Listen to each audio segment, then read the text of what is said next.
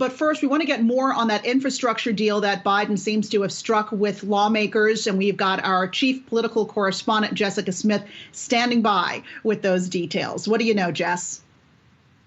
Yeah, Alexis, we just heard from President Biden and that group of centrist senators announcing that they have come to a deal on infrastructure. They have not released all of the details about this plan yet. They said they plan to do that later this afternoon, but we're expecting it to be somewhere in the $1 trillion range with about $600 billion in new spending. Now, the president stressed that they're going to move on two tracks here. One is the bipartisan infrastructure plan that will likely have physical infrastructure, things like roads, bridges, highways, broadband as well. And then the reconciliation route, they're also planning will have the president's other priorities, his American Families Plan, child care proposals, those types of things known as human infrastructure. Now, Speaker Pelosi did say earlier today that the House would not consider or would not take up, would not vote on the bipartisan deal until the Senate sends over a reconciliation bill. So there's still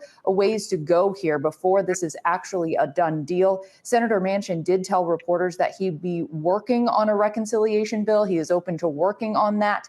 But progressives are pushing for that reconciliation bill to be a big, bold plan, as they're calling it, trillions of dollars in new spending. So we'll have to see if they can get those moderate Democrats on board, because, as you know, they cannot lose any Democratic senators if they want to pass this through reconciliation. Senators and the president have a deal. Now we'll have to see if they can get support beyond this group and then what they can do on a reconciliation bill. Earlier, Speaker Pelosi had said that they wanted to move forward on this sometime in July. Congress is getting ready to go on their July 4th recess. So we'll be able to see what they work out before recess and then what happens when they get back later in July. So, Jess, you were just highlighting how essentially there needs to be buy-in beyond this bipartisan group.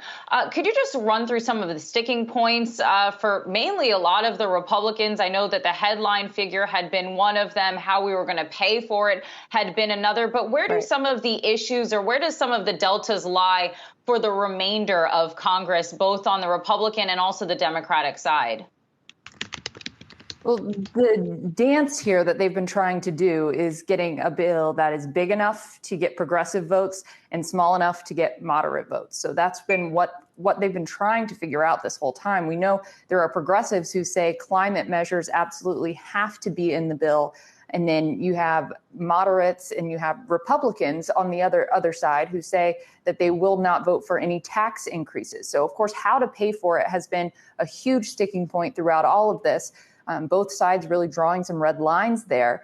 There's a chance that a heightened IRS enforcement could be a piece of this on how to pay for it. Again, we're still waiting on those details, but that's something that had been tossed around as a way to potentially pay for this. But I think those climate measures are really going to be important for progressives, and then Republicans are going to be against any sort of tax increases.